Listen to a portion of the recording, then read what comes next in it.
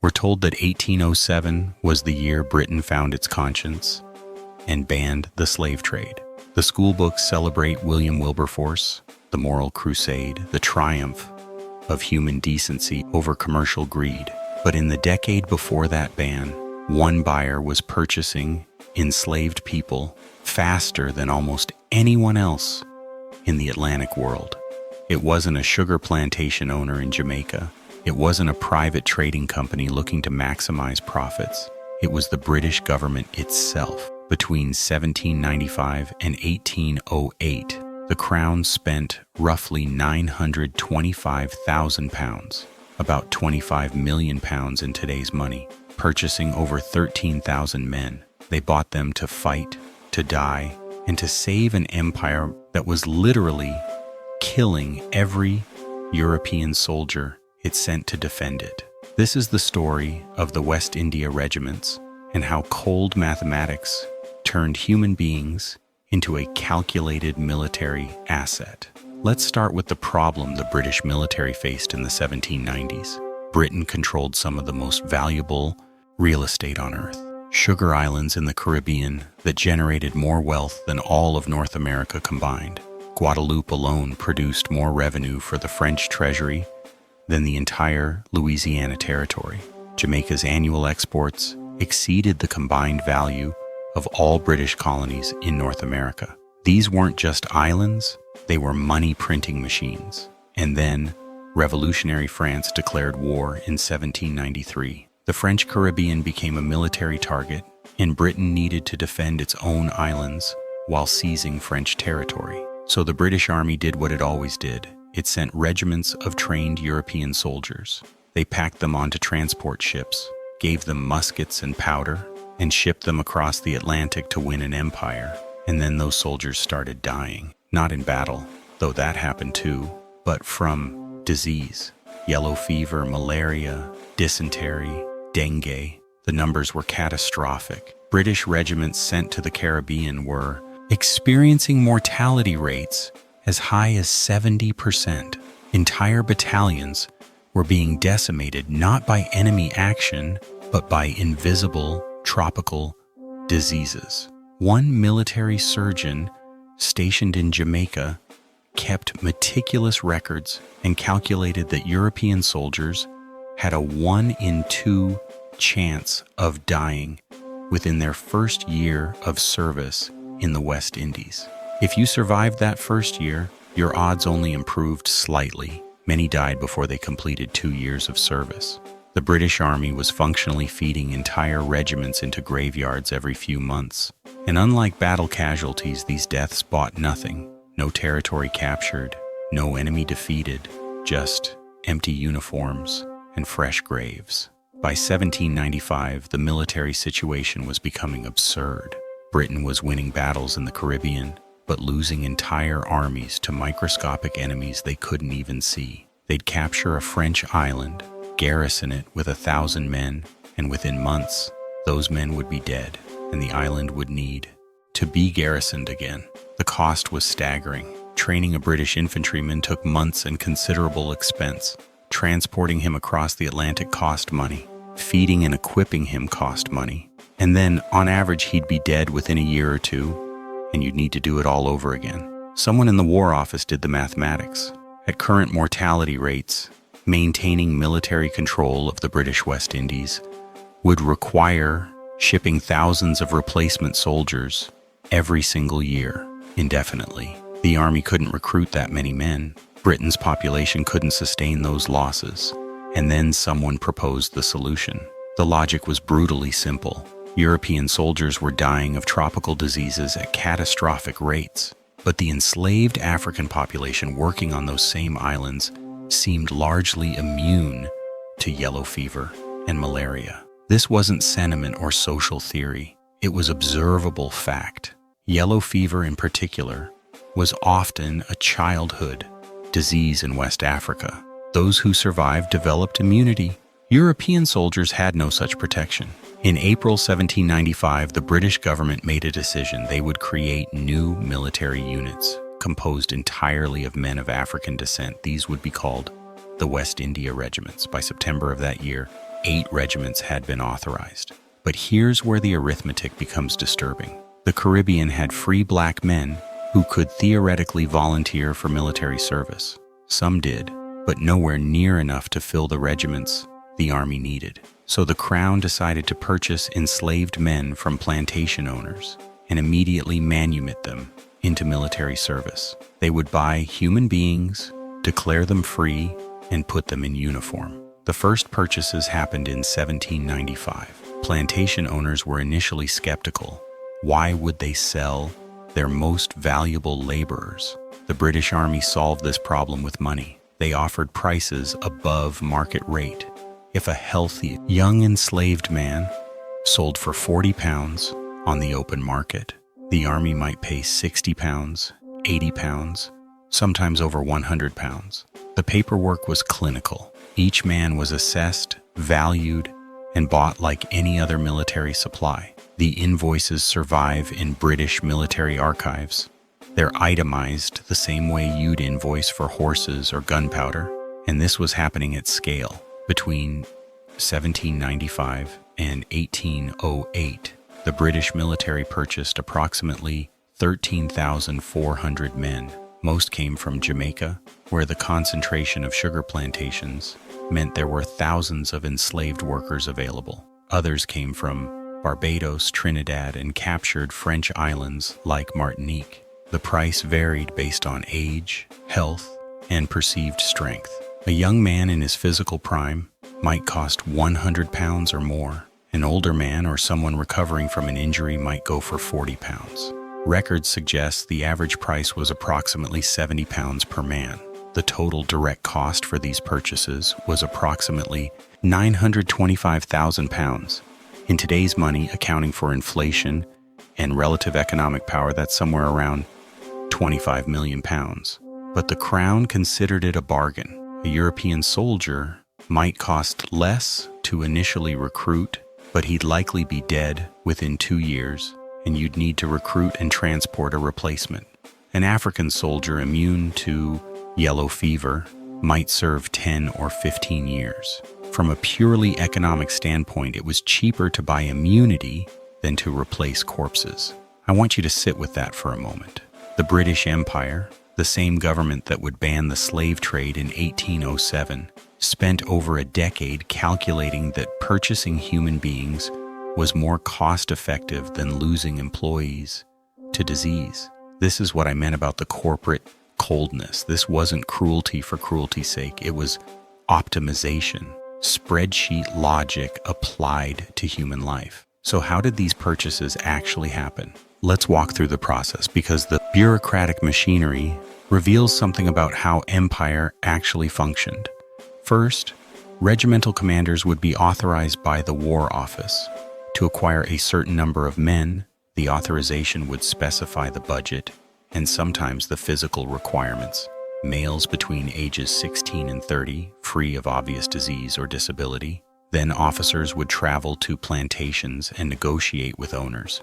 This was a buyer's market in some ways. Plantation owners had inventory they could sell, but it was also delicate because plantation owners needed to maintain their workforce. The selection process was dehumanizing by design.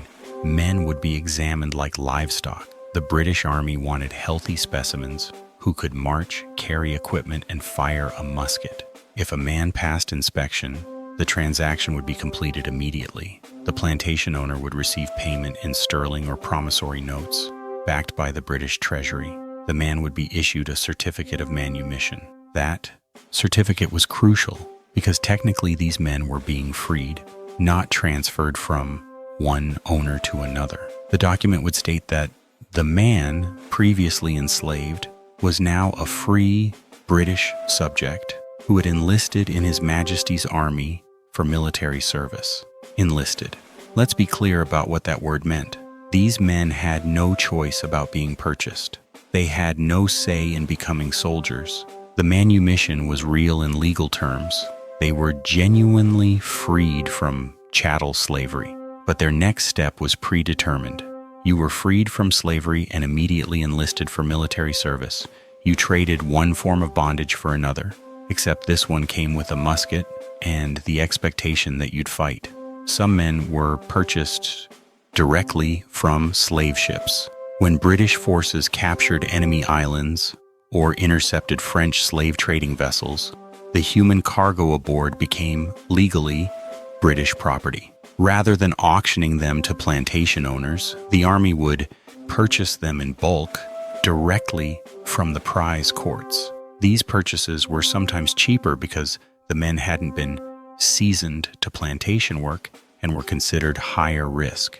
The irony is that these men went from a slave ship to a military barracks without ever seeing a plantation. They were freed and enlisted in the same administrative breath. By 1798, this system was running at industrial scale. The West India Regiments had grown to 8 numbered battalions, later expanding to 12. Each battalion required roughly 800 men to be at full strength, and tropical disease meant there was constant need for replacements, even though the African soldiers died at far lower rates than Europeans. The logistics were managed by the same quartermaster corps that handled any military supply chain, except instead of requisitioning gunpowder or salt beef, they were requisitioning human beings. The paperwork flowed through normal military channels. So what happened to these men once they were purchased and uniformed? Life in the West India Regiments was in many ways better than plantation slavery. That's not saying much, but it's important to understand the calculation these men might have made if given any choice. Soldiers received regular pay. The exact amount varied over time, but it was money in their possession that could be saved or spent. This was a stark contrast to plantation slavery, where laborers received nothing. They received rations. Standard British military rations were calculated to keep a man adequately fed for military service. Plantation rations were calculated to keep a man barely alive while extracting maximum labor. They had a defined military rank structure with the possibility of promotion. Black soldiers could become corporals and sergeants. Some even became sergeant majors, the highest non-commissioned rank. The officer corps remained exclusively white, but a talented soldier could earn respect and authority over other men. Most importantly, from a military perspective, these regiments fought. They weren't just garrison troops or laborers in uniform. They saw real combat throughout the Napoleonic Wars. The West India Regiments fought in the capture of Trinidad from Spain in 1797. They fought in Saint-Domingue during the Haitian Revolution. They captured Danish islands in 1807. They fought in the conquest of Martinique in 1809 and Guadeloupe in 1810. They served in Dominica, where the 8th West India Regiment famously mutinied in 1802, and they died. Not at the rates European soldiers died from disease, but they still died. Yellow fever immunity didn't stop musket balls or bayonets.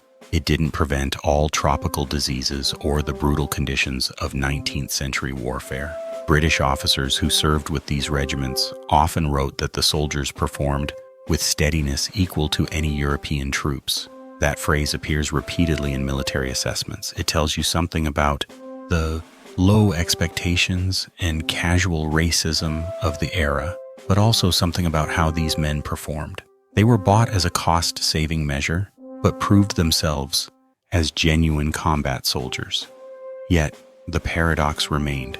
You were freed from slavery to become a soldier who had no real choice but to serve. You could be promoted and earn money, but you couldn't simply leave. Desertion from the army was punishable by flogging or execution. Some did try to escape. Military records show occasional desertions, men who took their chances in the Caribbean wilderness or tried to disappear into free black communities on the islands. Most were caught and punished. But here's what's striking in the historical record. For the most part, these regiments held together. Unit cohesion remained generally strong. Why? Some of it was probably the mathematics we've already discussed. A calculated awareness that military service, with pay and food and some dignity of rank, beat plantation slavery. Some of it was likely the bonds formed in combat. Men who fight together develop loyalties that transcend coercion. Every military organization knows this. And some of it was probably the grim awareness that there was nowhere to run. These were islands. If you deserted, where would you go? Back to a plantation? Into the mountains to starve? The options were limited. Now we arrive at the strangest part of this entire story. By 1805, the abolitionist movement in Britain had massive public support. William Wilberforce was introducing bills to Parliament nearly every year. Public opinion was turning decisively against the slave trade. Churches were preaching against it. The moral argument was winning, and the British Army kept buying enslaved people. Right up until the Abolition Act took effect in 1807, and even into 1808, military quartermasters were still negotiating with plantation owners. This wasn't some rogue operation. These purchases had War Office authorization. The Treasury released the funds. The same government that was about to abolish the slave trade was simultaneously one of the trade's largest institutional customers. The official justification was military necessity. Britain was still at war with France. The Caribbean remained a crucial military theater. The West India Regiments were essential to maintaining colonial control. Without them, the islands would be vulnerable. But the cognitive dissonance is remarkable. You had members of Parliament giving passionate speeches about the immorality of treating human beings as property, while their own government's military was itemizing human beings in purchase invoices. Even after the 1807 ban took effect, there was effectively a carve-out. The law prohibited British ships from transporting enslaved people and British subjects from participating in the slave trade, but it didn't explicitly prohibit purchasing people already enslaved in British territories if the purpose was immediate manumission. The West India Regiments technically operated under this logic. You weren't buying them to keep them enslaved, you were buying them to free them into military service. The fact that their service was compulsory and indefinite was conveniently overlooked. The practice largely ended by 1808 as the moral and legal pressure became too great. But the regiments continued to serve. By 1815, when the Napoleonic Wars finally ended, the West India Regiments had reached their peak size. 12 battalions totaling over 13,000 men. The vast majority of them had been purchased from slavery. So what happened to these men after the wars ended? The answer is complicated and often tragic. Many were simply kept in service. The West India Regiments didn't disband after 1815, like many European regiments did. They remained as permanent garrison forces in the Caribbean. The war had ended, but their service continued indefinitely. Some eventually received discharge and a small pension. If you had served for 15 or 20 years, you might be granted your freedom with a pension of a few pence per day. You were now technically a free man in the Caribbean. What you did with that freedom on an island where economic opportunity for black men was scarce was your problem. Some stayed in the army because it was the only life they knew. Military service meant regular pay, food, and structure. The civilian world offered uncertainty. The regiments themselves lasted surprisingly long. The West India Regiments remained active throughout the 19th century. They fought in various colonial conflicts, suppressed rebellions, and served as garrison troops across the British Empire. They were eventually amalgamated and reformed multiple times as British military needs changed. The last West India Regiment was finally disbanded in 1927, more than a century after the first men were purchased. But here's what doesn't exist: comprehensive personal records for most of these men. We have purchase invoices, we have regimental histories written by white officers, we have casualty statistics. What we don't have is much in the way of first-person accounts from the soldiers themselves. Most were illiterate, and even those who could read and write left few letters or journals that survived. We know they existed. We know they fought and died and served for decades. We know the British Empire depended on them, but we don't really know what they thought about being purchased, freed, and made into soldiers. We don't know if they considered themselves truly free. We don't know if they were proud of their service or bitter about their circumstances. The historical record treated them as it treated most people without power, as numbers in a ledger, as statistics in a report, as means to an end. The total cost of the West India Regiments, including purchase prices, pay, equipment, and maintenance, ran into millions of pounds over their history. In today's money, we're talking about hundreds of millions. That money saved the British Empire's control of the Caribbean. It prevented those sugar islands from falling to France or Spain or local rebellions. It maintained the colonial system that generated massive wealth for Britain even after slavery was formally abolished. The supreme irony is this: the British Empire gets credit for abolishing the slave trade in 1807. That's taught in schools as a moment of moral awakening. And it was a real achievement. That's the abolition movement did genuine good. But the same government that abolished the trade had spent the previous 13 years as one of the trade's major institutional participants. The same empire that morally condemned slavery built a military force by purchasing over 13,000 human beings. The West India Regiments were a cost-saving measure wrapped in a liberation narrative. The men who served in them were freed from chattel slavery, which was real, but they were freed into a system that owned them just as completely, just with different paperwork. That's the darkest purchase. Not just buying human beings, but doing it in the name of freedom. So here's my question for you. When a government purchases enslaved people and immediately declares them free soldiers with no choice but to serve, is that liberation or just a different form of bondage? Let me know in the comments what you think. And if you found this history as troubling and fascinating as I did, subscribe for more stories about the complicated reality of empire. The past is never as simple as we want it to be.